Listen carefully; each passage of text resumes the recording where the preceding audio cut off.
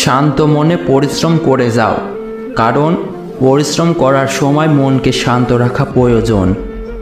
মন শান্ত স্থির থাকলে যে কোনো সমস্যাই তোমার কাছে সাধারণ সমস্যা মনে হবে। তুমি কখনো হতাশ হবে না, যার কারণে তোমার মনকে শান্ত রাখা প্রয়োজন। পরিশ্রম করো এক মনে, সেখানে অন্য চিন্তা তোমার মাথায় আসতে দিবে না। অন্য চিন্তা মাথায় আসলে তোমার অস্থিরতা কাজ করবে, তখনই তোমার পরিশ্রমে বাধা সৃষ্টি হবে।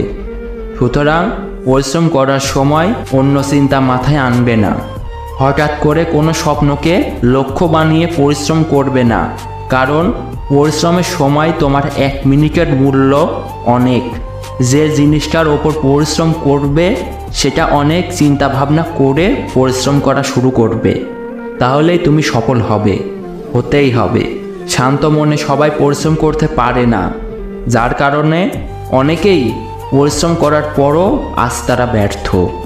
আর যারা নির্দিষ্ট চিন্তা ভাবনার উপর শান্ত মনে পরিশ্রম করে তারাই বারবার সফল হন। সুতরাং শান্ত মনে পরিশ্রম করে যাও। ধন্যবাদ।